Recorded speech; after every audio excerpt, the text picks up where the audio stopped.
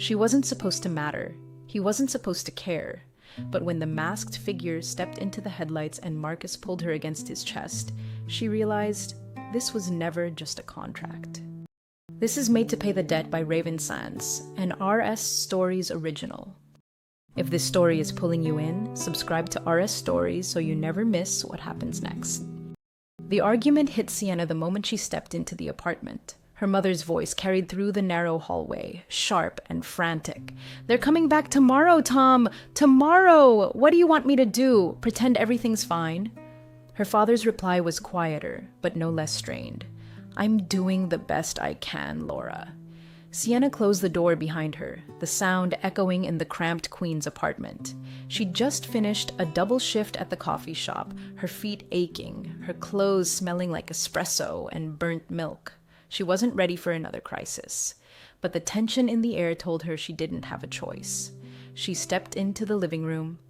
"What's going on?" Her mother spun around, eyes red, hair pulled into a messy bun that had seen better days.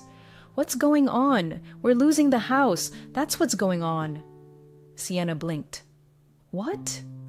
Her father sat on the edge of the couch, elbows on his knees, staring at a stack of envelopes on the coffee table. He looked older than he had last week, older than he should at 52. Her mother shoved a notice into Sienna's hands. "Final warning. Foreclosure. They're done giving us extensions." Sienna's stomach dropped. "I thought you were working something out with the bank." "We tried," her father said quietly. "They won't budge." Sienna sank onto the arm of the couch, scanning the notice. The numbers were brutal. The deadlines were worse. Okay, we'll figure something out. I can take more shifts. I can..." Her mother cut her off. "Honey, you're already working 6 days a week. You're barely sleeping. You can't fix this." Sienna hated how helpless she felt. "Then what do we do?" Her parents exchanged a look, the kind that said they'd already made a decision she wasn't going to like. Her father cleared his throat. "There's someone who can help." Sienna's pulse kicked. "Who?" Her mother hesitated. "The Blackwoods." Sienna froze. The Blackwoods weren't just wealthy. They were New York wealthy. Old money, Manhattan penthouse, private security, untouchable wealthy. Their name was whispered in business circles and shouted in headlines. And at the center of it all was Marcus Blackwood, the 32-year-old CEO who'd taken over the empire after his father's death. Cold, calculated, brilliant, dangerous. Sienna swallowed. "What do you mean, the Blackwoods?" Her father rubbed his face. "I borrowed money." Sienna stared at him. "From Marcus Blackwood?" "I didn't know what else to do," he said, voice cracking. "We were drowning. I thought I could pay it back before it got out of hand." Her mother's voice softened. "He wants to meet with you." Sienna's heart stopped. "Me? Why me?" Her mother didn't answer. Her father didn't look up, and that silence told her everything. The next morning, Manhattan felt like a different planet. Sienna stepped out of the subway into a canyon of glass and steel, the financial district buzzing with suits, taxis, and the constant hum of ambition. She'd barely slept. Her mind kept replaying her parents' faces: fear, shame, desperation. She hated that she was here, hated that she was walking into the headquarters of a man who could crush her family with a single phone call. Blackwood Holdings rose above the street like a monument to power. Black glass, sharp lines, a building that didn't just exist in the skyline but dominated it. Inside, the lobby was all marble and silence. A receptionist looked up. "Name?" "Sienna Reyes." The woman typed, then nodded. "Mr. Blackwood is expecting you, top floor." Of course he was. The elevator ride felt like ascending into another world. Her reflection stared back at her from the mirrored walls. Tired eyes, nervous hands, a girl pretending she wasn't terrified.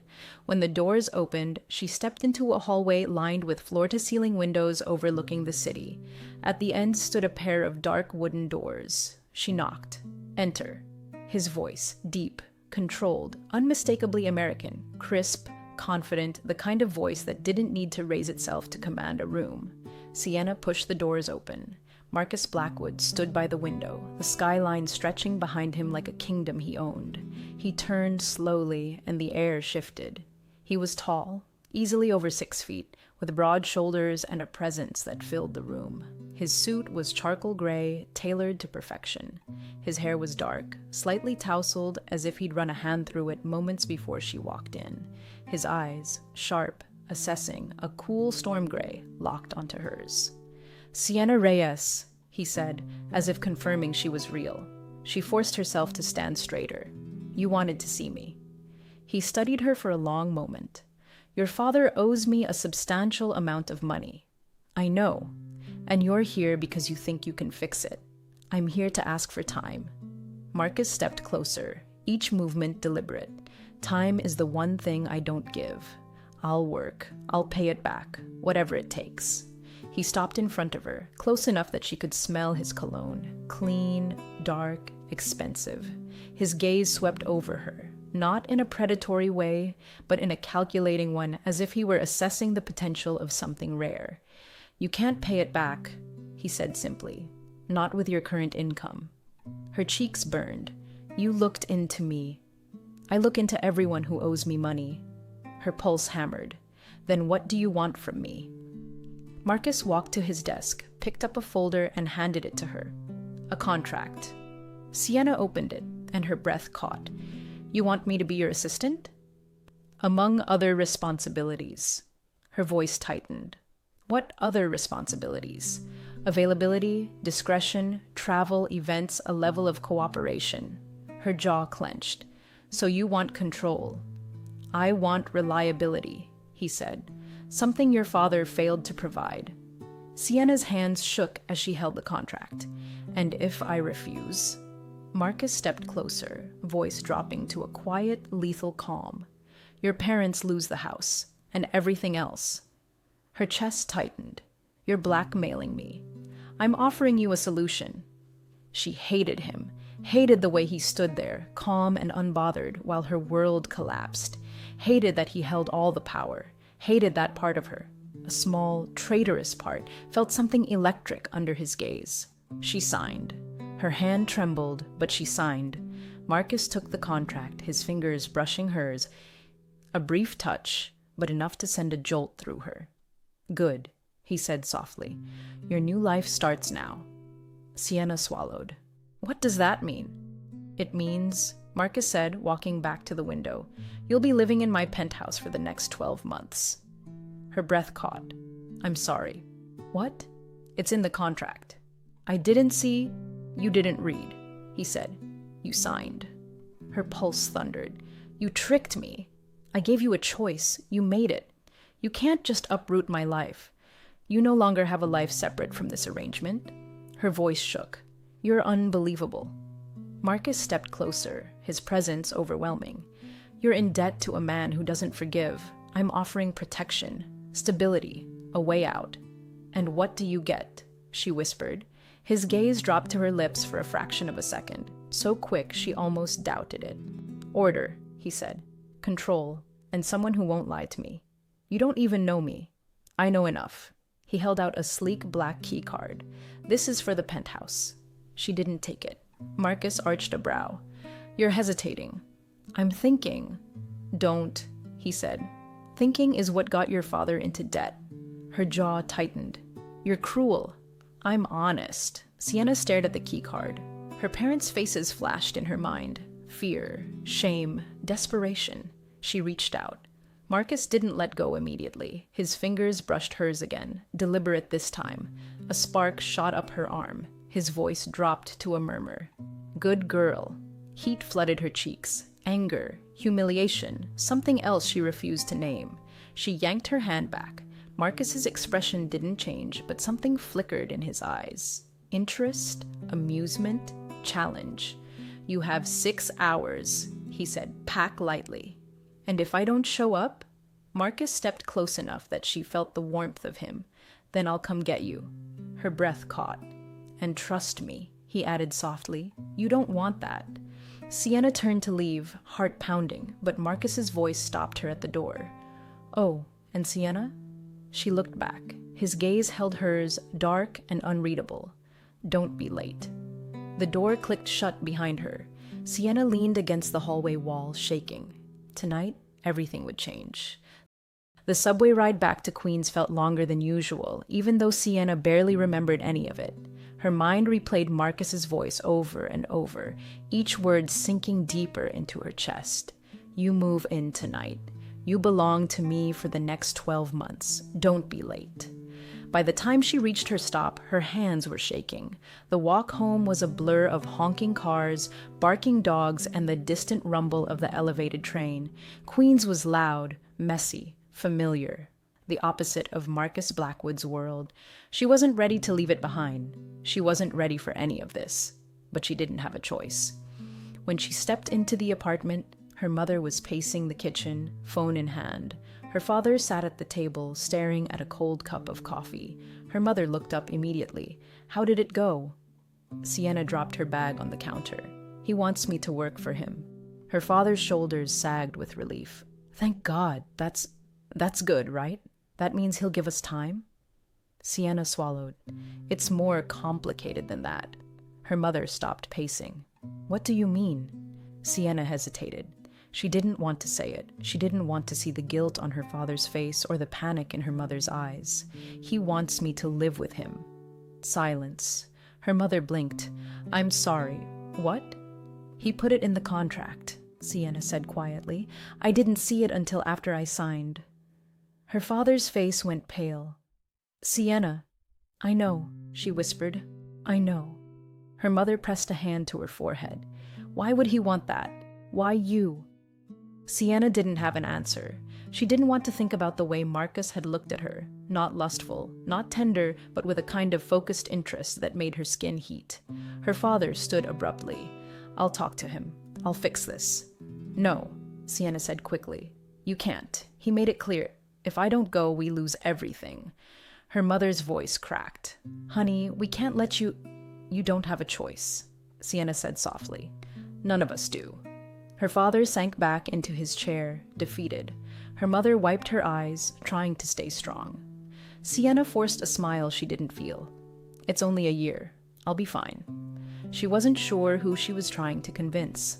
Packing felt surreal. She stood in her small bedroom, the posters on the wall, the thrift store dresser, the string lights she'd hung in college, all pieces of a life she wasn't ready to leave. She grabbed a duffel bag and started filling it with clothes, shoes, toiletries, essentials only. Marcus had said pack lightly. She didn't want to think about why. Her mother hovered in the doorway. Do you want help? No, Sienna said gently. I've got it. Her mother nodded, but she didn't leave. I'm sorry, she whispered. I'm so sorry it came to this. Sienna zipped the bag. It's not your fault. Her mother stepped forward, pulling her into a tight hug.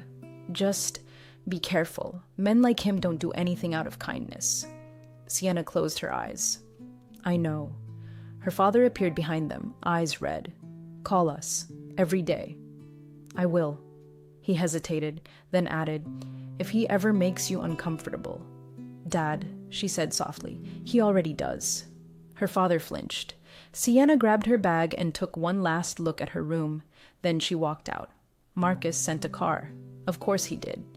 A sleek black SUV idled outside the apartment building, windows tinted, engine humming. The driver stepped out as soon as he saw her.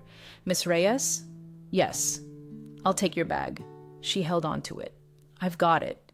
He nodded and opened the back door for her. The interior was spotless. Leather seats, soft lighting, the faint scent of cedar. She sank into the seat, heart pounding. As the car pulled away from Queens, the city lights blurred past the windows. Manhattan loomed ahead, glittering and cold. Sienna pressed her forehead against the glass. She felt like she was being transported to another planet. The Blackwood penthouse was nothing like she expected. The elevator opened directly into the living space, a massive, open-concept room with floor-to-ceiling windows overlooking the city. The skyline stretched endlessly, lights shimmering like stars. The space was modern, minimalist, expensive. Dark wood floors, marble countertops, a fireplace built into a wall of black stone. Everything screamed wealth and control. And standing in the center of it all was Marcus. He turned as she stepped out of the elevator, his expression unreadable. He wasn't wearing a suit now, just a black dress shirt, sleeves rolled up, the top button undone. Somehow, that made him look even more dangerous. "You're on time," he said. Sienna lifted her chin. "You said not to be late." A flicker of amusement crossed his eyes. "Good." He walked toward her, slow and deliberate. She forced herself not to step back. "Let me see your bag." She tightened her grip. "I can handle it." "I didn't ask if you could handle it." His tone wasn't loud, but it carried weight, authority, expectation. Sienna hesitated, then handed it over. Marcus took it with one hand, as if it weighed nothing. "You packed lightly." "You told me to." "Good," he said again. "Follow me." He led her down a hallway lined with abstract art and soft lighting. He stopped at a door and opened it. "This is your room." Sienna stepped inside. It was bigger than her entire apartment bedroom. King-size bed, walk-in closet, private bathroom, a window overlooking the city. It was beautiful. It was overwhelming. It was nothing like home. Marcus set her bag on the bed.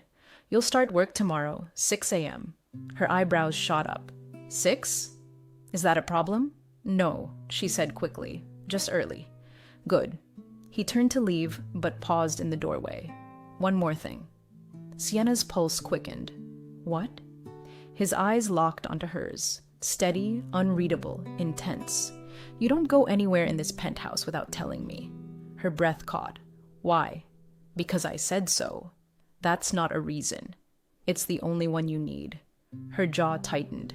"You can't control everything I do." Marcus stepped closer, his voice dropping. "You signed a contract. You live under my roof. You follow my rules." Sienna's heart pounded. "You're unbelievable." "And you're in over your head," he said calmly. "But you'll learn." She glared at him. "I'm not your property." A slow, dangerous smile touched his lips. "No, but you're under my protection. There's a difference." She didn't know what to say to that. Marcus turned to leave again, but stopped once more.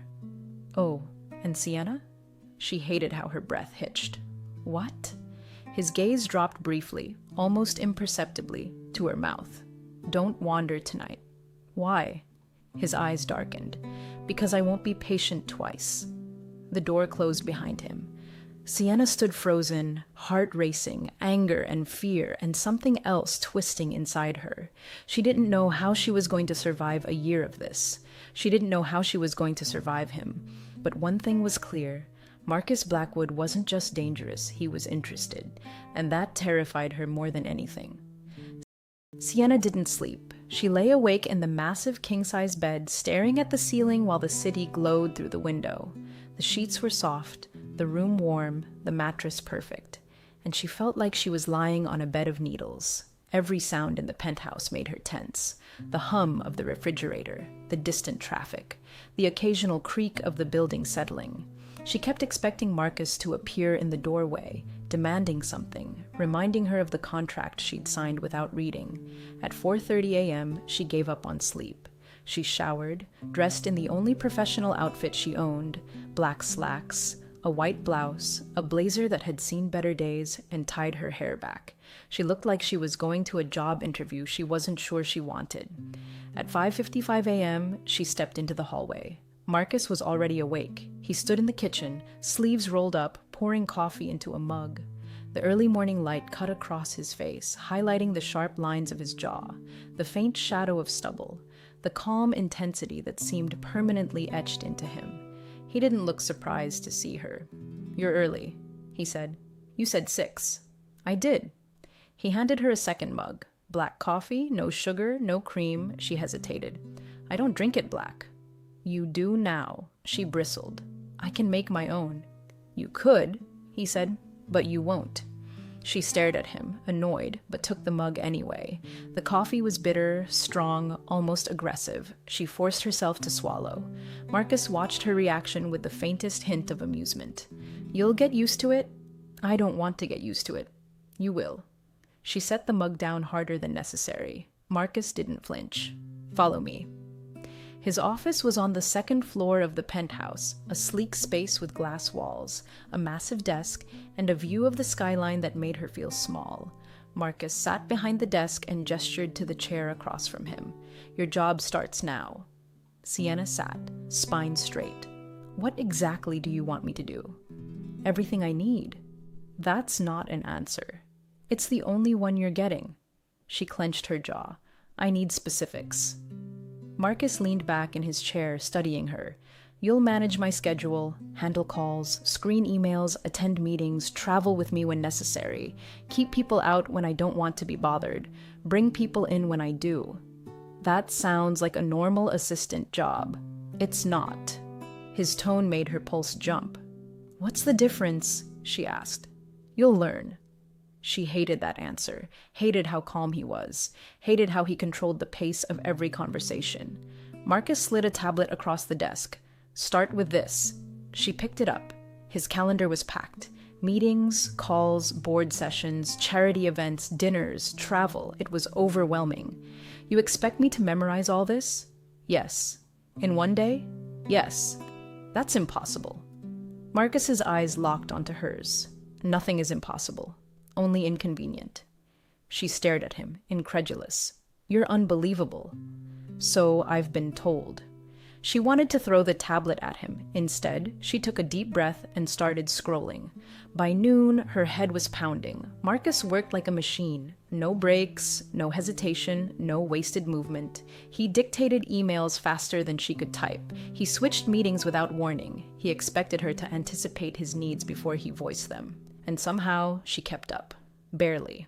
At one point, he glanced at her screen and said, You missed a comma. She glared at him. Are you serious? Very. It's a comma. It's a mistake. She wanted to scream. Instead, she corrected it. Marcus nodded once. Better. She muttered something under her breath. He heard it. His lips twitched. Careful, Sienna.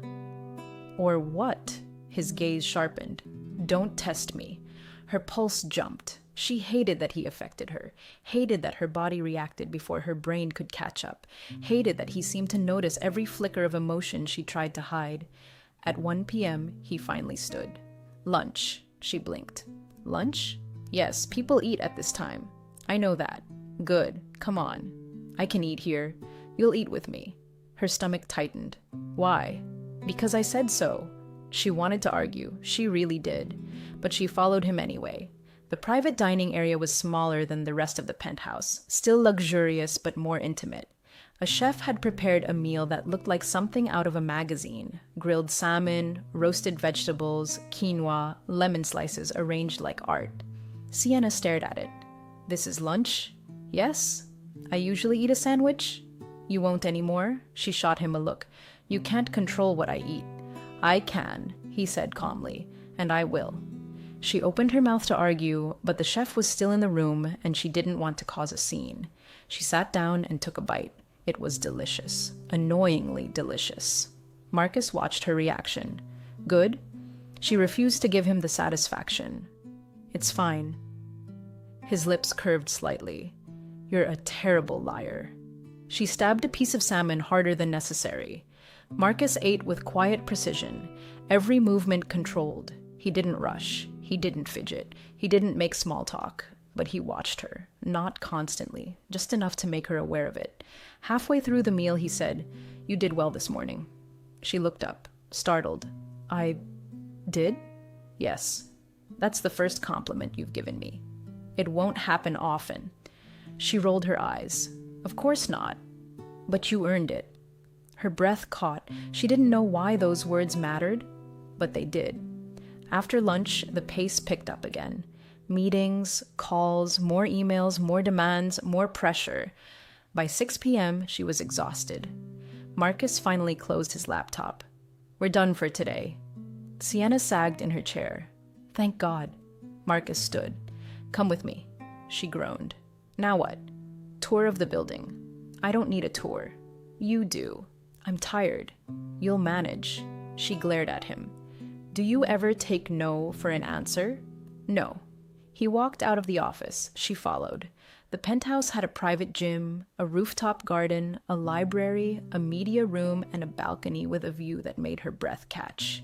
Marcus stopped at the balcony railing, hands in his pockets, looking out at the city. Sienna stood beside him, the wind tugging at her hair. For a moment, neither of them spoke. The city stretched endlessly. Lights, noise, life. It felt like standing on the edge of the world. Marcus finally said, You handled today better than I expected. She glanced at him. Is that another compliment? Don't get used to it. She smiled despite herself. I won't.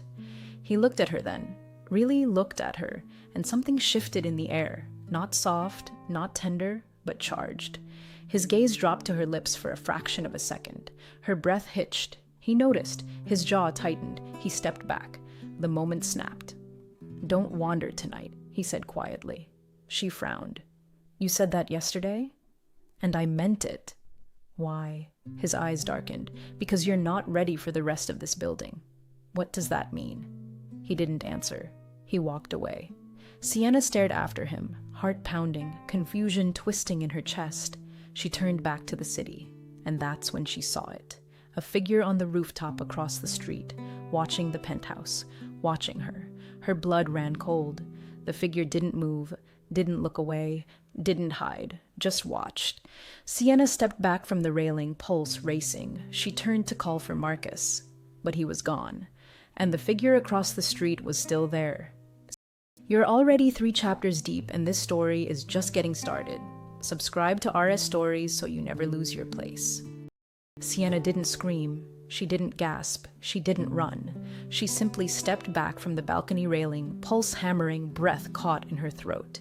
The figure on the rooftop across the street didn't move, didn't hide, didn't pretend they weren't staring directly at her. A chill crawled up her spine. She blinked once, twice, and the figure finally stepped back into the shadows, swallowed by darkness. Gone. Sienna gripped the railing, trying to steady her breathing. She wasn't the type to jump to conclusions. New York was full of strange people, strange moments, strange coincidences. But something about that figure felt wrong, intentional, targeted. She turned toward the penthouse interior, expecting Marcus to be standing behind her, ready with some cryptic explanation or infuriating command, but he wasn't there. The balcony was empty. The penthouse was silent. And Sienna was suddenly very, very aware that she was alone in a place she didn't understand, under the roof of a man she barely knew, with a stranger watching her from across the city. She stepped inside and shut the balcony door, locking it even though she knew it wouldn't matter. This place probably had more security than the White House. Still, the lock made her feel better. A little. She headed down the hallway toward her room, trying to shake the unease. She needed sleep. She needed to stop imagining things. She froze. Marcus stood in the hallway, leaning against the wall, arms crossed, watching her. Her heart jumped. Jesus, don't do that. He didn't move. You're pale. I'm tired. No, he said quietly. Something happened. Her pulse spiked. Nothing happened. Marcus pushed off the wall and stepped closer. Don't lie to me. She hated how he said it. Not angry, not loud, but with a certainty that made her feel exposed. I'm not lying, she said, even though she was. Marcus's eyes narrowed. Try again. She crossed her arms. I don't owe you every detail of my life. You do, he said, when you're living in my penthouse. Her jaw tightened. You don't own me. I don't need to own you, he said. I just need you alive. The words hit her harder than she expected. Alive. Why would he say that? She swallowed. I'm fine. Marcus stepped closer, close enough that she felt the heat of him, close enough that she had to tilt her chin up to meet his eyes. Something scared you, he said. Tell me what it was. Her breath shook. I said I'm fine. His gaze flicked over her face, her eyes, her cheeks, her mouth, searching for the truth she refused to give him. Then he exhaled slowly. You're a terrible liar, she glared at him, and you're exhausting. A faint smirk touched his lips. Get some sleep. I was trying to. Try harder. She wanted to shove him. She wanted to scream. She wanted to tell him about the figure on the rooftop, but something stopped her. Not fear. Instinct. Marcus Blackwood didn't react to threats the way normal people did. If she told him someone was watching the penthouse, he wouldn't panic. He wouldn't call the police. He wouldn't reassure her. He would hunt. And she wasn't ready to see what that looked like. So she brushed past him and walked to her room. Marcus didn't stop her, but he watched her until the door closed. Sienna woke up to the sound of her phone buzzing. She blinked at the screen. 6:01 a.m. Shit. She jumped out of bed, threw on clothes, and rushed into the hallway. She didn't know why she cared about being 1 minute late. She didn't know why her stomach twisted at the thought of disappointing him. She just knew she didn't want to deal with Marcus's reaction. She found him in the kitchen, already dressed in a charcoal suit, tie perfectly knotted, hair slightly damp from a shower. He didn't look at her when she entered. "You're late." "It's 1 minute." 1 minute is still late. She clenched her jaw. "Good morning to you, too." He finally looked at her, slow, deliberate, assessing. "You look tired." "I didn't sleep well." "Why?" She hesitated. "New place." He didn't believe her. She could see it in his eyes, but he didn't push. Instead, he slid a mug of coffee across the counter. "Drink." She stared at it. "Black again?" "Yes." "You know, most people put cream in their coffee." "I'm not most people," she muttered. "No kidding." He heard it. His lips twitched. "Come on," he said. "We have a meeting downtown." "We?" "Yes, you're my assistant." "I thought I was just organizing your schedule." "You're doing that too." She groaned. "You're impossible." "And you talk too much." She glared at him. He smirked. The car ride to the Blackwood corporate tower was quiet, but not comfortable. Marcus worked on his tablet, typing with quick, precise movements. Sienna watched the city blur past the window, trying to ignore the tension sitting between them like a third passenger. At a red light, Marcus spoke without looking up. "You're distracted." "I'm thinking." "Stop," she turned to him. "You can't tell me not to think." "I can tell you not to spiral." Her breath caught. "I'm not spiraling." "You are." She crossed her arms. "You don't know me." "I know enough." She hated how he said that, hated how calm he was, hated how he always seemed one step ahead of her. The car pulled up to the building. Marcus stepped out first, then turned back to her. "Stay close," he said. "I'm not a child." "No," he said, "but you're new." She followed him inside. The day was brutal. Meetings, calls, more meetings, more calls. Marcus moved through the corporate world like he owned it, because he did. People stepped aside when he walked. Executives straightened their posture, assistants lowered their voices. Sienna stayed at his side, taking notes, organizing documents, answering questions before he asked them. She was exhausted, but she kept up. Barely. At one point, Marcus leaned toward her and murmured, "You're doing better." She blinked. Better than what? Better than yesterday. Her chest tightened. It wasn't a compliment, but it felt like one. By late afternoon, she was drained. Her feet hurt. Her head throbbed. She wanted to collapse.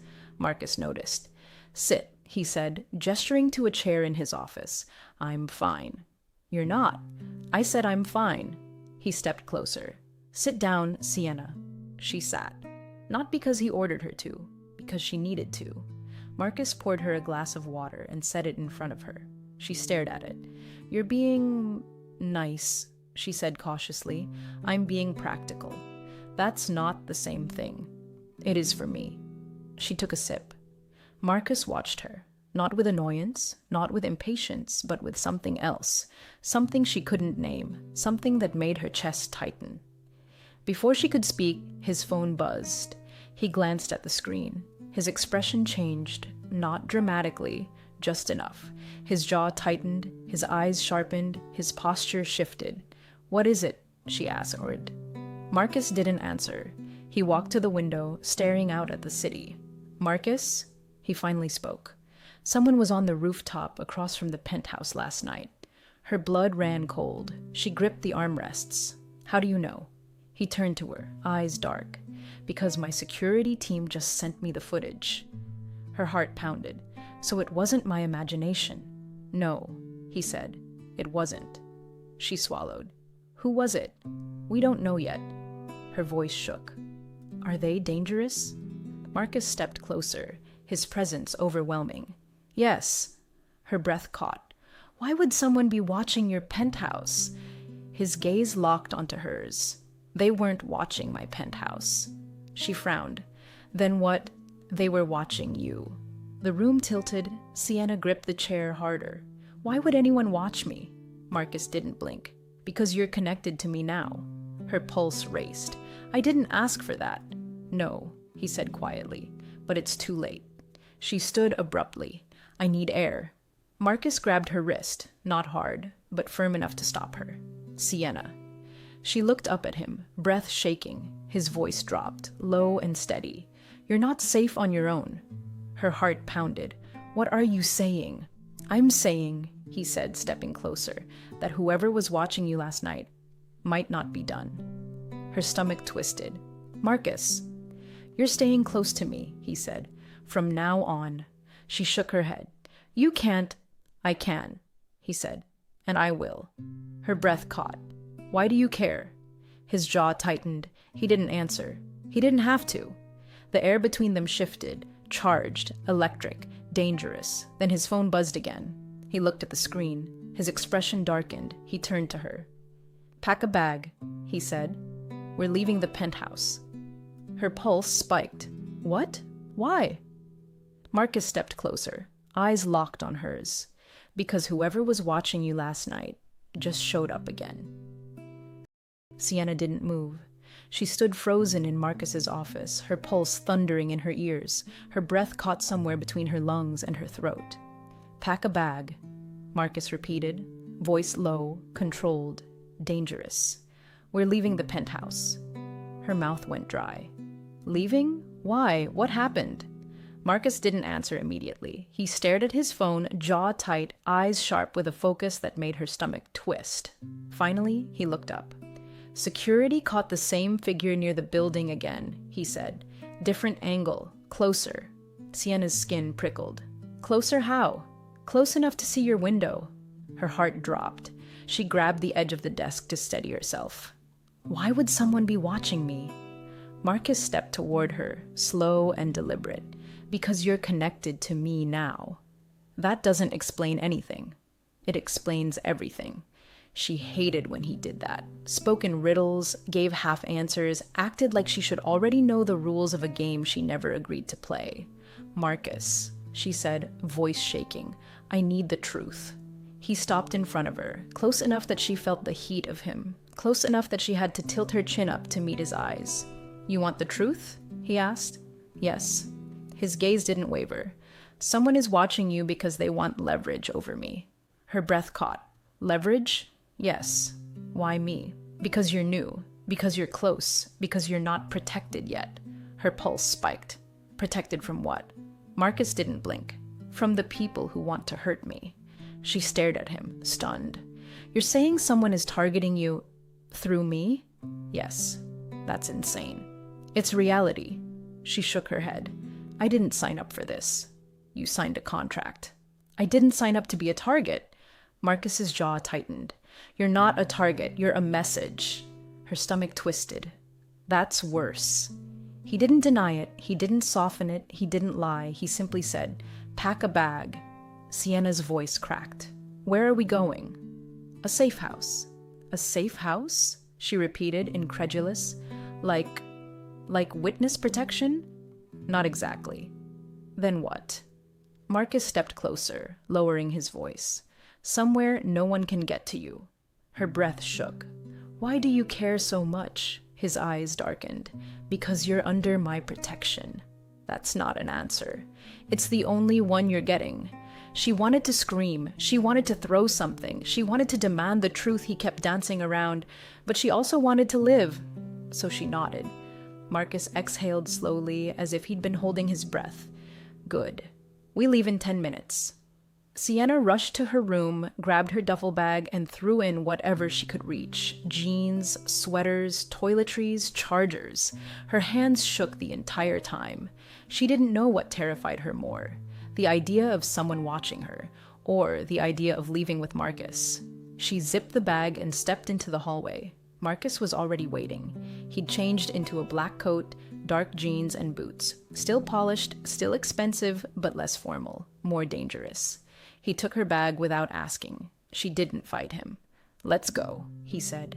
They stepped into the private elevator. The doors closed. The descent was silent. Too silent. Sienna's nerves buzzed. "Is this normal for you?" Marcus didn't look at her. Define normal. Being watched, being targeted, having safe houses. "Yes." She stared at him. "That's not normal." It is for me, she swallowed. Why? He finally turned his head, eyes locking onto hers. Because power comes with enemies. And you have a lot of power. And a lot of enemies. She shivered. Marcus noticed. He didn't comment, but his jaw tightened. The elevator opened into the underground garage. Dim lighting, concrete walls, rows of luxury cars. A black SUV waited near the exit, engine running. A man in a suit stood beside it. "Mr. Blackwood," he said. "Everything is ready." Marcus nodded. "Good." The man opened the back door. Marcus gestured for Sienna to get in first. She hesitated. "Who is he?" "Security." "What's his name?" "Does it matter?" "Yes." Marcus's eyes flicked to her, surprised by her insistence. "Evan." Evan gave her a polite nod. "Ma'am." Sienna climbed into the SUV. Marcus followed, sitting beside her instead of across from her. Too close, too warm, too much. The doors shut. The SUV pulled out of the garage. Sienna stared out the window as the city blurred past. Neon signs, traffic lights, pedestrians bundled in coats. New York looked different from inside a bulletproof vehicle. Colder, sharper, more dangerous. Marcus watched her. She felt it. Finally, she said, "You're quiet." "So are you." "I'm thinking." "About what?" "About how insane this is." Marcus didn't disagree. Instead, he said, "You're safe with me." She turned to him. "You can't promise that." "I just did." "That doesn't make it true. It makes it my responsibility." She stared at him, stunned by the intensity in his voice. "Why?" she whispered. Marcus didn't look away. "Because I don't let people under my protection get hurt." "That's not an answer. It's the only one you're getting." She exhaled shakily. "You keep saying that because it keeps being true." She looked back out the window. Marcus didn't. He kept watching her. The SUV drove for nearly an hour, leaving Manhattan, crossing into Westchester County. The city lights faded into quiet suburbs, then into wooded roads lined with tall trees. Finally, the SUV turned onto a long private driveway. At the end stood a modern house made of glass and stone, isolated, surrounded by forest, lit softly from within. A safe house. Marcus stepped out first, then offered his hand to help her out. She didn't take it. He didn't force it. Inside, the house was warm, quiet, minimalist. A fireplace crackled in the living room. Floor-to-ceiling windows overlooked the dark woods. Sienna set her bag down. "So, this is where we're staying?" "Yes." "For how long?" "As long as necessary." She crossed her arms. "You can't keep me here forever." "I don't intend to." "Then what do you intend?" Marcus stepped closer, his voice low. "To keep you alive." Her breath caught. "You keep saying that like I'm in danger." "You are." "Because of you." "Yes." She stared at him, stunned by the bluntness. "Then maybe I shouldn't be near you," she whispered. Marcus's expression changed. Not anger, not annoyance, but something sharper. Something that made her chest tighten. "No," he said quietly. "You stay close to me." "Why?" His jaw flexed. He didn't answer. He didn't have to. The air between them shifted. Charged. Electric. Undeniable. Sienna's pulse raced. Marcus stepped closer. Too close. Close enough that she felt the warmth of him, the gravity of him, the danger and the pull all at once. "Sienna," he said softly. Her breath trembled. "What?" His eyes dropped to her lips. Then, a loud crash shattered the moment. Glass breaking, somewhere in the house. Marcus grabbed her arm, pulling her behind him in one swift, controlled movement. "Stay behind me," he said, voice low, lethal. Sienna's heart slammed against her ribs. What was that? Marcus didn't answer. He moved toward the sound, silent, focused, dangerous. Another crash, closer. Sienna's blood ran cold. Someone was inside the safe house.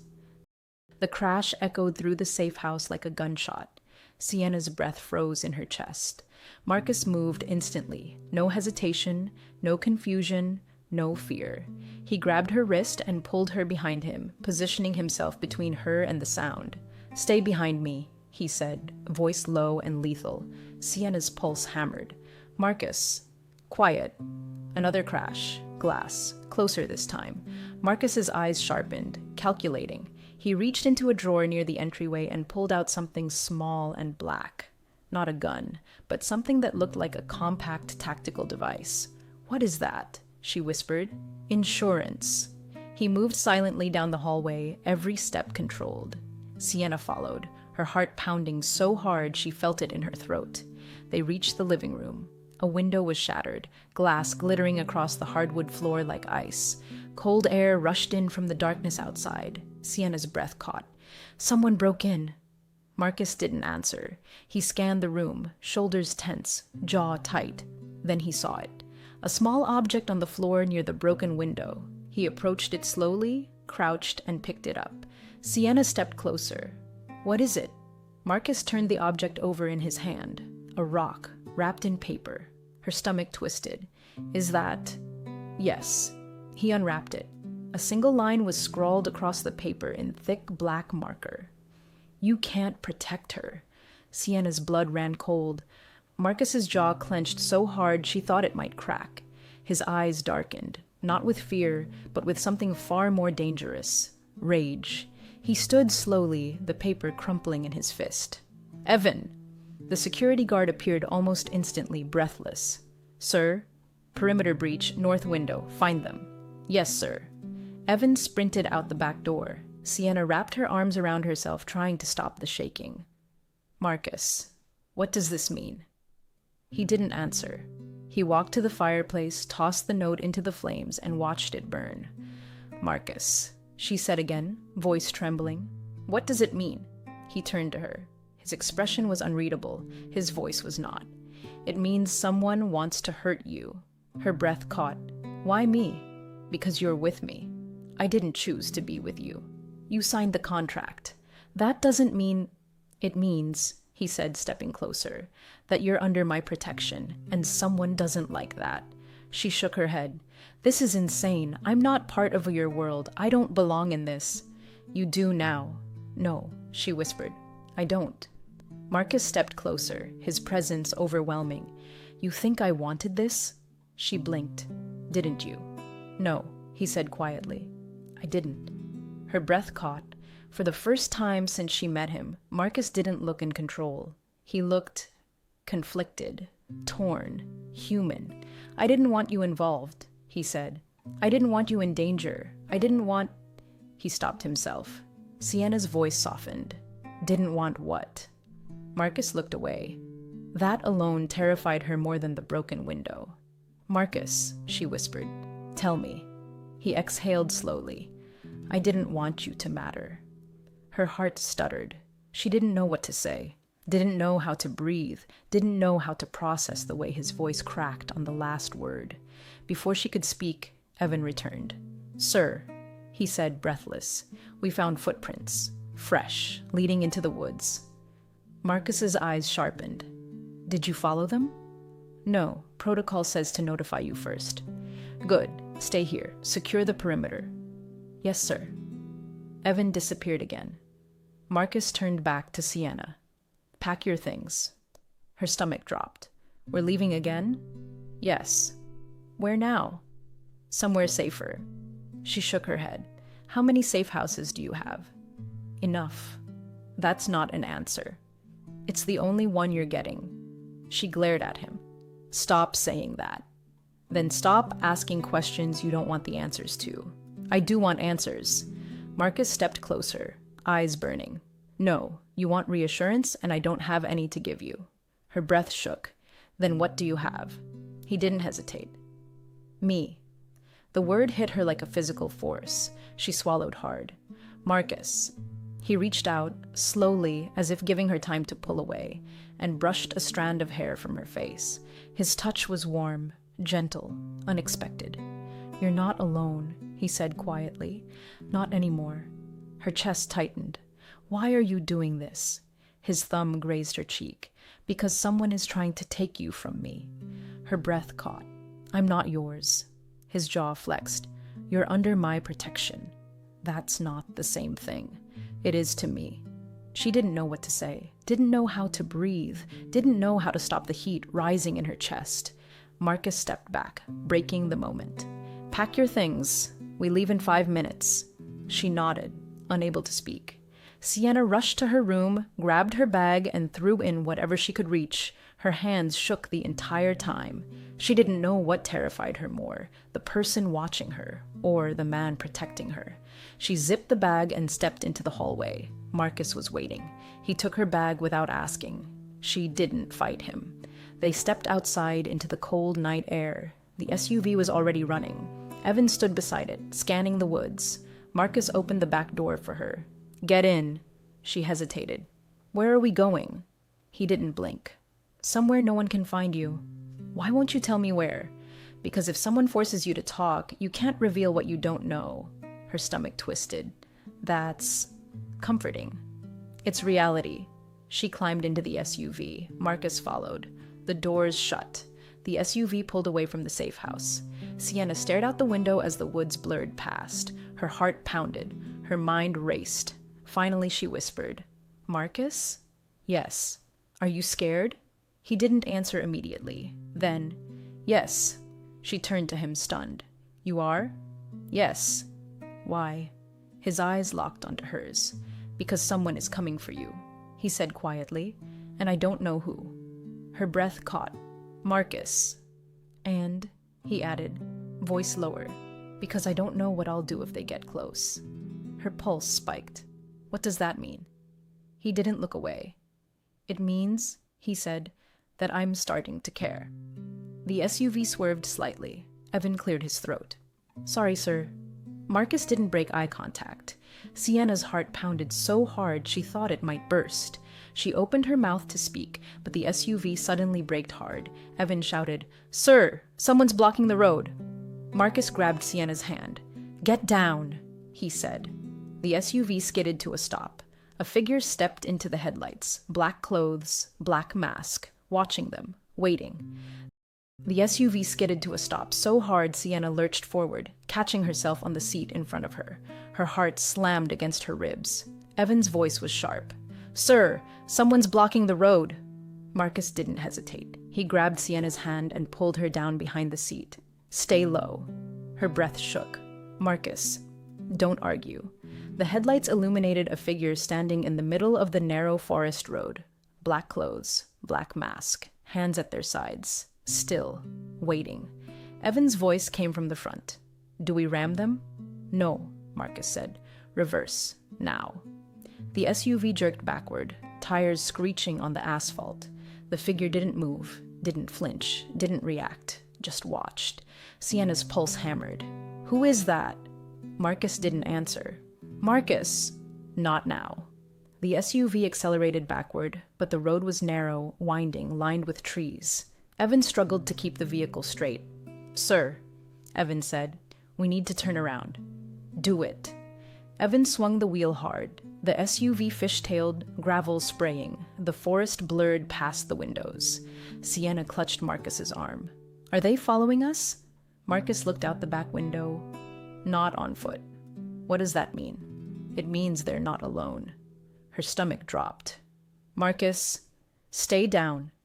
The SUV straightened, speeding down the road. The safe house disappeared behind them. The woods grew darker, thicker, swallowing the last of the light. Then, headlights appeared in the rearview mirror. One pair, then another, then a third. Sienna's breath caught. "Oh my God." Marcus's voice was calm. Too calm. "Evan, lose them." "Yes, sir." The SUV surged forward, engine roaring. The headlights behind them grew brighter, closer.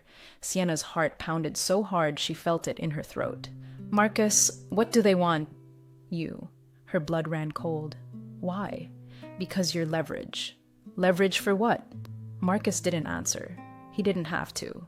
The truth was written in the tension of his jaw, the darkness in his eyes, the way he positioned himself between her and the windows.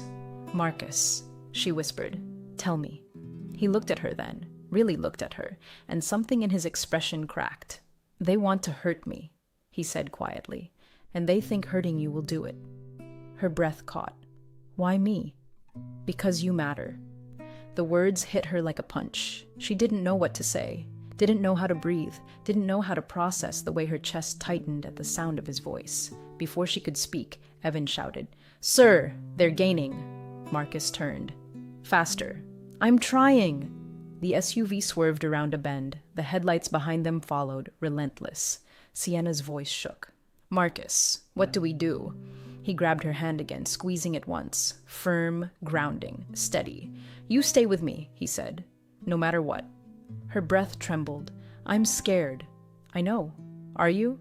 Yes. She stared at him, stunned. You are? Yes. Why? His eyes locked onto hers. Because I can't lose you. Her heart stuttered. She didn't have time to respond. A loud bang exploded behind them. The SUV jolted violently. Evan cursed. They're shooting at the tires, Sienna screamed as the SUV fishtailed, skidding across the road. Marcus pulled her into his chest, shielding her with his body. Hold on! The SUV spun, gravel flying, trees blurring. Then it slammed to a stop against a ditch. Silence. For one terrifying second, Sienna couldn't breathe. Then, everyone okay? Evan shouted. Marcus didn't answer. He was already moving. He pushed the door open, grabbed Sienna's hand, and pulled her out of the SUV. Move! Her legs shook. Marcus! Move! The headlights behind them grew brighter. Engines revved. Doors slammed. They were coming. Marcus pulled her toward the trees. Run! She stumbled after him, branches whipping her arms, cold air burning her lungs. The forest was dark. Dense, disorienting. Behind them, voices shouted. Flashlights cut through the trees. Sienna's breath hitched. Marcus, they're close. I know. Where are we going? Somewhere they can't follow. How do you know where that is? I don't. Her heart dropped. Marcus, trust me. She didn't know why she did, but she did. They ran deeper into the woods, the ground uneven beneath their feet. Marcus kept her close, guiding her around fallen branches, pulling her over rocks, never letting go of her hand. Finally, they reached a clearing, a small break in the trees where moonlight spilled across the ground. Marcus stopped. Sienna collapsed against a tree, gasping for breath. We can't stay here. I know. They're going to find us. I know. Then what do we do? Marcus stepped closer, his chest rising and falling with heavy breaths. We wait. For what? For them to make a mistake. Her pulse raced. Marcus, this is insane. He cupped her face, his hands warm against her cold skin. Look at me. She did. His eyes were intense, focused, burning with something she couldn't name. You're safe, he said. I won't let anything happen to you. You can't promise that. I just did. Her breath shook. Why do you care so much? His jaw tightened. He didn't answer. He didn't have to. The truth was in his eyes. Before she could speak, a branch snapped behind them. Marcus spun, pulling her behind him. Flashlights flickered through the trees. Voices grew louder. Closer. Sienna's heart pounded. Marcus! Stay behind me. The flashlights broke through the tree line. 3 figures stepped into the clearing. Black clothes, black masks. Marcus's grip tightened around her hand. The tallest figure stepped forward. Blackwood, he said, voice distorted. Hand her over. Marcus didn't move. No, you can't protect her. I can. You won't win this. I already have. The figure laughed. You think you're untouchable. I think, Marcus said, stepping forward, you made a mistake coming here. And what mistake is that? Marcus's voice dropped to a lethal calm. You underestimated me. The figure raised a weapon. Sienna gasped. Marcus pushed her behind a tree. Stay down. Marcus! Don't move. The masked man stepped closer. Marcus didn't flinch. The man lifted the weapon. A gunshot cracked through the clearing. Sienna screamed. Marcus didn't fall. The masked man did. Evan burst into the clearing with 2 more security agents, weapons drawn. Sir, Evan shouted, we've got them. The remaining masked figures bolted into the trees. Evan's team chased them. Marcus turned to Sienna. She was shaking uncontrollably. He stepped toward her. Sienna. She looked up at him, eyes wide, breath trembling. Marcus, I thought... He pulled her into his arms, not controlled, not calculated, not cold. Warm, strong, human. You're safe, he murmured into her hair. I've got you. She clutched his coat, burying her face against his chest. I was so scared." "I know. You could have been... I'm here." She pulled back just enough to look at him. His eyes were softer than she'd ever seen them. "Marcus," she whispered, "why are you doing this?" He brushed a tear from her cheek with his thumb. "Because," he said quietly, "I can't lose you." Her breath caught. He leaned in, closer, closer. Her heart raced. His lips brushed hers. Then Evan shouted from the trees, "Sir, we found something!" Marcus froze. The moment shattered. He stepped back, jaw tight, eyes dark again. "Stay here," he said. "Marcus, stay." He walked toward Evan. Sienna's heart pounded. She didn't know what Evan found. She didn't know what it meant. But she knew one thing. Whatever they discovered, it was about her. If Marcus and Sienna have you holding your breath, hit subscribe. RS Stories drops new audiobooks every week and you don't want to miss a single one. The clearing was chaos. Evan and the other security agents sprinted after the fleeing masked men, their flashlights slicing through the trees. The forest swallowed the sound of footsteps, branches snapping, shouts echoing into the dark. Marcus didn't move. He stood in the center of the clearing, chest rising and falling with controlled breaths, eyes locked on the direction the attackers had run. His jaw was tight, his posture rigid, every muscle coiled like a spring. Sienna had never seen him like this. Not cold, not calculating, not composed, but furious. He turned when Evan called out from the tree line. "Sir, we found something." Marcus's hand tightened around Sienna's arm. "Stay here." She grabbed his sleeve. "Marcus, stay," he repeated, voice low, firm, leaving no room for argument. He walked toward Evan. Sienna's heart pounded as she watched him disappear into the trees. The clearing suddenly felt too big, too quiet, too exposed. She wrapped her arms around herself, trying to stop the shaking. She didn't know how long she stood there, seconds, minutes, before Marcus returned. His expression was darker than she'd ever seen it. "What did you find?" she asked, voice trembling. Marcus didn't answer immediately. He looked at her for a long moment, as if deciding how much to tell her. Finally, he said, "They left something behind." "What?" He reached into his coat and pulled out a small object. A phone. Sienna frowned. "A phone? Why would they—" "It's not a phone," Marcus said. "It's a tracker." Her stomach dropped. "A tracker? For what?" "For you." Her breath caught. "Me?" "Yes." "Why would they track me?" Marcus stepped closer, his voice low. "Because they want to know where you are at all times." Her pulse spiked. "Why?" "Because you're leverage." She shook her head. "This doesn't make sense. I'm nobody." Marcus's jaw tightened. Not to them. Then to who? He didn't answer. He didn't have to. The truth was written in the tension of his shoulders, the darkness in his eyes, the way he kept positioning himself between her and the trees. "Marcus," she whispered, "tell me what's going on." He exhaled slowly. "There's a man who wants something from me, something I won't give him."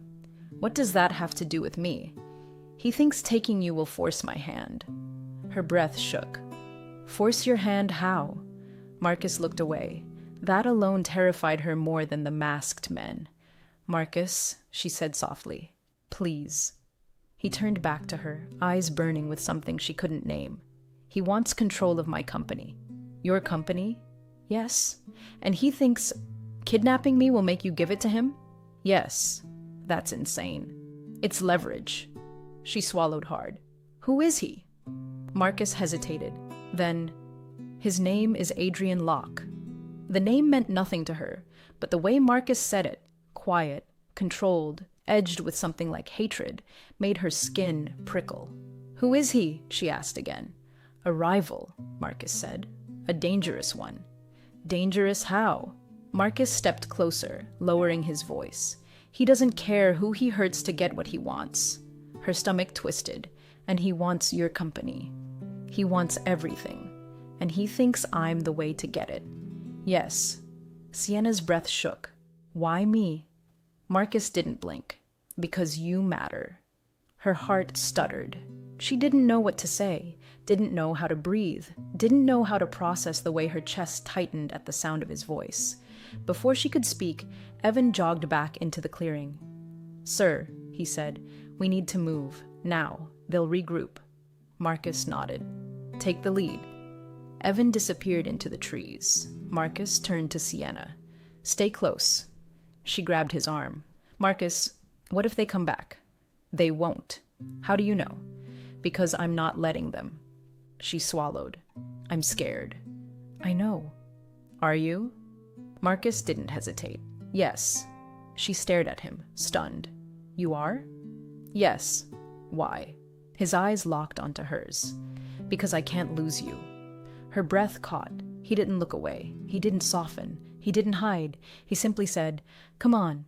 They moved through the forest quickly, Marcus keeping her close, his hand wrapped around hers with a grip that was firm, but not painful. Protective. Grounding. The woods were dark, the air cold, the ground uneven. Sienna stumbled more than once, but Marcus steadied her each time without breaking stride. Finally, they reached a narrow dirt road where another SUV waited. This one unmarked, darker, more armored. Evan opened the back door. Get in. Marcus helped Sienna inside, then climbed in beside her. The doors shut. The SUV pulled away. Sienna leaned back against the seat, exhausted, shaken, overwhelmed. Marcus watched her, his expression unreadable. After a long moment, she whispered, Where are we going now? Somewhere safer. You keep saying that, and it keeps being true. She looked at him. How many safe houses do you have? Enough. That's not an answer. It's the only one you're getting. She glared at him. Stop saying that. Then stop asking questions you don't want the answers to. I do want answers. Marcus leaned closer. No, you want reassurance, and I can't give you that. Why not? Because reassurance is a lie. She swallowed. Then what can you give me? He didn't hesitate. Protection. That's not enough. It's all I have. She looked away, heart pounding. Marcus didn't. He kept watching her. They drove for nearly an hour before the SUV turned onto a long, winding driveway lined with tall trees. At the end stood a large stone house, older, sturdier, more fortified than the last one. Evan parked near the entrance. We're clear.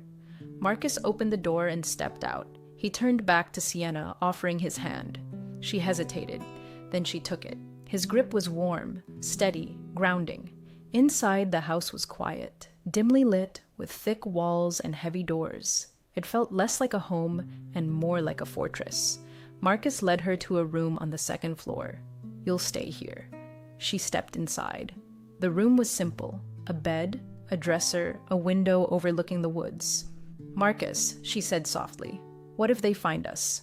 They won't. You don't know that. I do. How? He stepped closer, his voice low. Because I won't let them. She swallowed.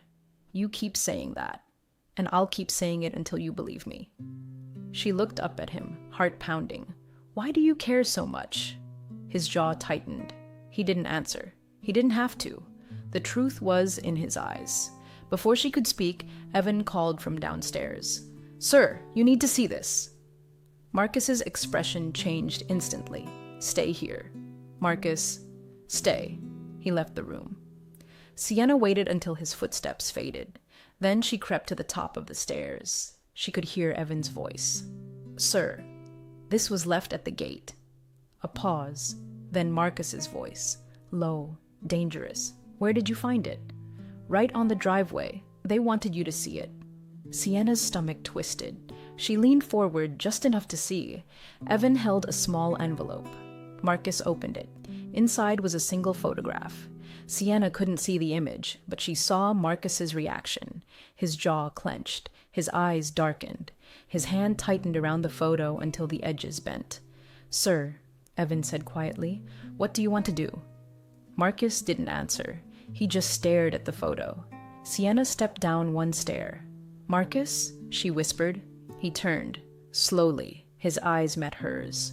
And for the first time since she met him, Sienna had never seen Marcus look afraid. Not when masked men blocked the road. Not when bullets hit the SUV. Not when they ran through the woods in the dark. But now, standing at the bottom of the stairs, a photograph in his hand, his jaw tight, his eyes dark, he looked afraid. Truly afraid, and that terrified her more than anything else. She stepped down one stair. "Marcus?" He didn't answer. Evan stood beside him, tense, waiting for orders. The other security agents hovered near the windows, scanning the tree line. Sienna took another step. "Marcus, what's in the photo?" He didn't move, didn't blink, didn't breathe. She reached the bottom of the stairs and stopped a few feet away from him. "Marcus." Slowly, too slowly, he turned the photograph around. Sienna's breath caught. It was a picture of her, taken from outside the penthouse window. She was standing in the kitchen, pouring coffee, unaware of the camera pointed at her. But that wasn't the worst part. The worst part was the message scrawled across the bottom in thick black marker. "She doesn't belong to you." Sienna's stomach twisted. "Marcus, what is this?" He didn't answer. He stepped closer, holding the photo like it was something toxic. "This was left at the gate." Her voice shook. "When?" 10 minutes ago." Her pulse spiked. "So they know we're here?" "Yes." "And they know where we're going?" "Yes." "And they know me?" Marcus's jaw tightened. "Yes." She swallowed hard. "Marcus, what does this mean?" He exhaled slowly, as if trying to control something inside him. "It means Adrian Locke isn't just watching you." Her breath caught. "Then what is he doing?" Marcus stepped closer, lowering his voice. "He's claiming you." Her heart stuttered. "Claiming me? I'm not—" "I know," Marcus said sharply, "but he doesn't care." Sienna shook her head. "Why would he do that? Why me?" Marcus didn't blink. "Because he thinks you're mine." Her breath froze. She didn't know what to say, didn't know how to breathe, didn't know how to process the heat rising in her chest. "I'm not," she whispered. Marcus's jaw flexed. "I know, but he thinks—" "Yes, and that makes me a target." "Yes," she swallowed. "Marcus, what aren't you telling me?" He looked away. That alone terrified her.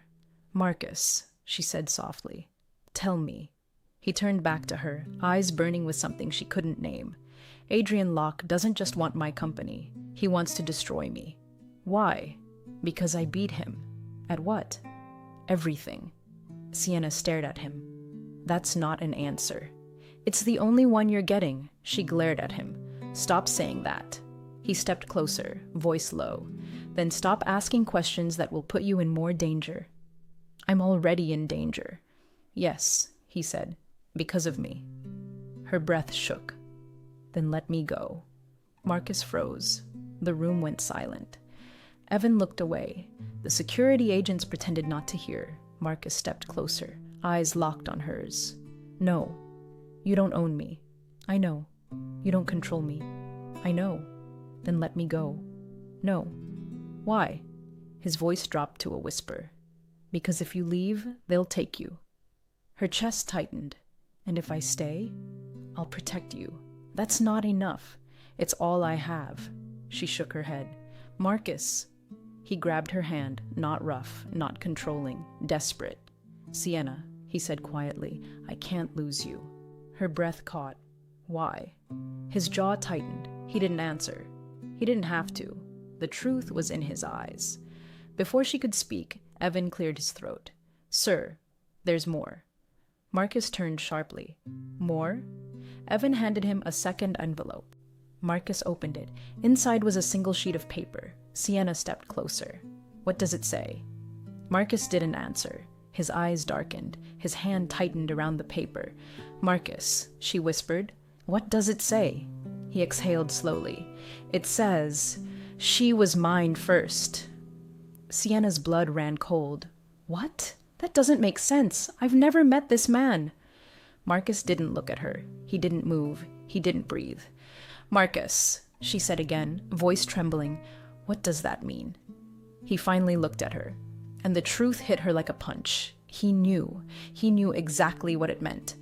"Marcus," she whispered, "tell me." He shook his head. "Not here." "Then where?" "Somewhere safe." "Nowhere is safe." He stepped closer, gripping her shoulders. "Sienna, listen to me." She looked up at him, breath shaking. "You are not alone," he said. "I will protect you. I will keep you safe. I will not let him touch you." Her voice cracked. "Why?" His eyes softened, just a fraction. Because you matter. Her heart stuttered. He leaned in. Closer, closer. Her breath caught. His forehead touched hers. Sienna, he whispered, I need you to trust me. She closed her eyes. I do. He exhaled shakily. Then, a loud bang echoed outside. Evan shouted, Sir, movement at the tree line. Marcus pulled away instantly. Get her upstairs. Evan grabbed Sienna's arm. Come on. Marcus turned toward the door, eyes sharp, posture lethal.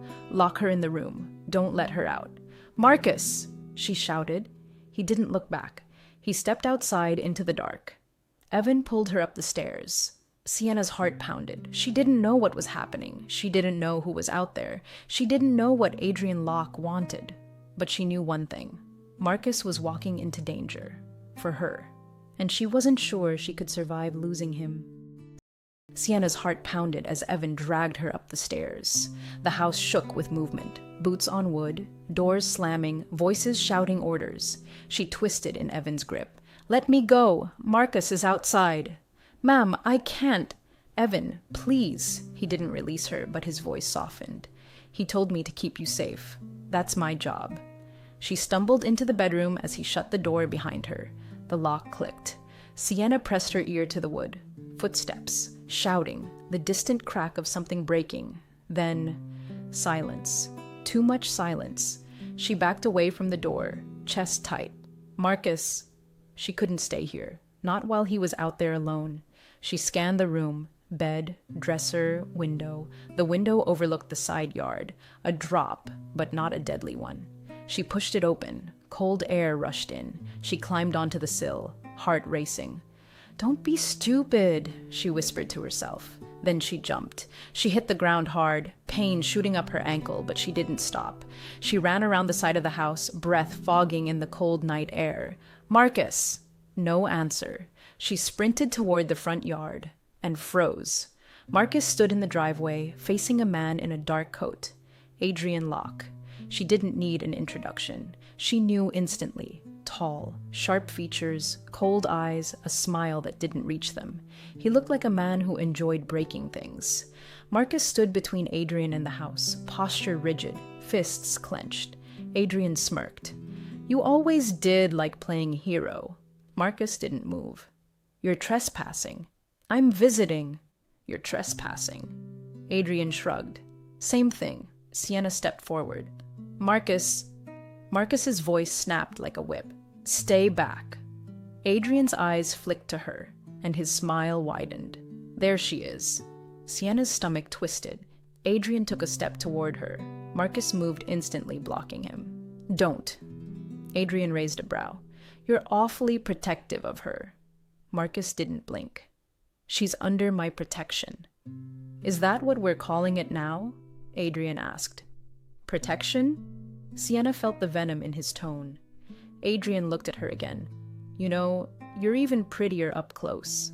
Marcus lunged. Adrian stepped back, laughing. Easy, Marcus. I'm not touching her. You won't. Adrian tilted his head. You can't stop me. Marcus's voice dropped to a lethal calm. Try. Adrian's smile faded. You took everything from me. You destroyed yourself, Marcus said. You stole my company. You lost it. You stole my investors. They left you. You stole my life. Marcus's jaw tightened. I saved your life. You were going to prison. Adrian's eyes darkened. I would have rebuilt. You would have burned everything down. Adrian stepped closer. Including you. Marcus didn't flinch. You're done. No, Adrian said softly. You are.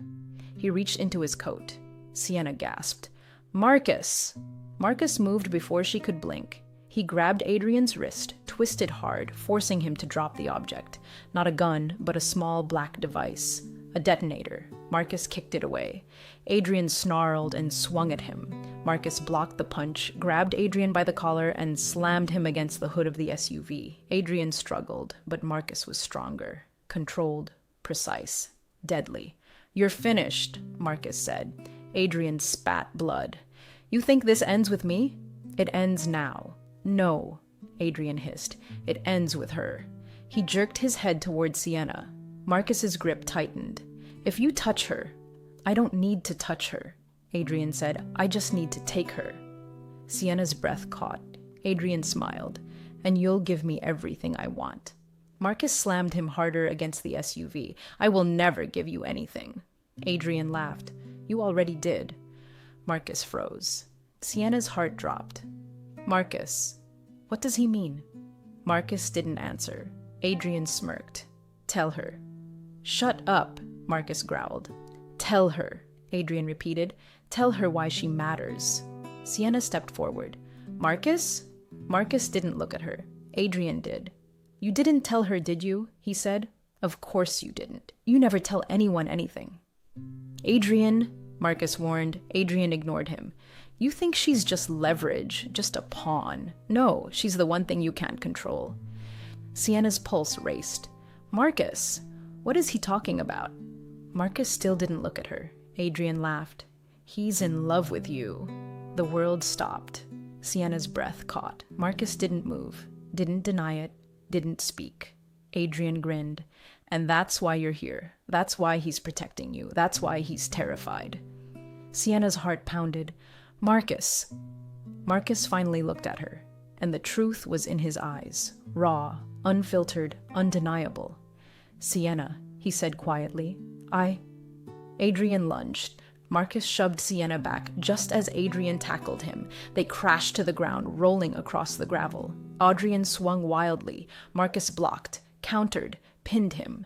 Evan and the security team burst out of the house, weapons drawn. "Stand down!" Evan shouted. Marcus didn't move. Adrian struggled beneath him. "You can't protect her forever." Marcus's voice was ice. "Watch me." Evan grabbed Adrian, pulling him away. 2 agents restrained him, cuffing his wrists. Adrian laughed as they dragged him toward the SUV. "This isn't over." Marcus stood slowly, chest rising and falling with heavy breaths. Sienna ran to him. "Marcus, are you hurt?" He shook his head. "I'm fine." "You're bleeding." "It's nothing." She touched his cheek gently. "Marcus." He closed his eyes for a moment, leaning into her touch. Then he stepped back. "Sienna," he said quietly, "I'm sorry." "For what?" "For all of it." She shook her head. "You protected me. I put you in danger. You saved my life. I risked it." She stepped closer. "Marcus?" He looked at her, eyes softening. Adrian was right. Her breath caught. "About what?" Marcus exhaled slowly. "I care about you." Her heart stuttered. "Marcus." "I didn't want to," he said. "I tried not to. I told myself it was just responsibility, just protection, just the contract." She swallowed. "And now?" He stepped closer, voice low. "Now it's not any of those things." Her chest tightened. "Then what is it?" He cupped her face gently, his thumb brushing her cheek. "It's you," he said. "It's always been you." Her breath trembled. "Marcus." He leaned in, slowly, giving her time to pull away. She didn't. Their lips met, soft at first, then deeper, warmer, real. His hands slid to her waist. Her fingers curled into his coat. The world fell away. When they finally pulled apart, Marcus rested his forehead against hers. "You're safe now," he whispered. She smiled. "With you, I think I always was."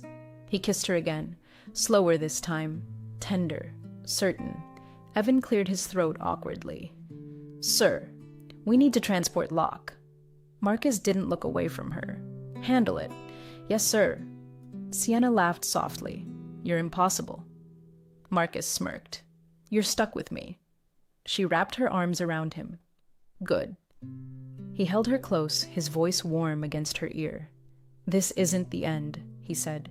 "It's the beginning." She smiled. "I know." And for the first time since she met him, Sienna felt safe, truly safe, because Marcus Blackwood wasn't just danger. He wasn't just power. He wasn't just control. He was hers, and she was his. Thank you so much for listening to Made to Pay the Debt by Raven Sanz, narrated here on RS Stories. If this story stayed with you, please subscribe. It means the world and helps us keep bringing you stories like this one. We'll see you in the next chapter.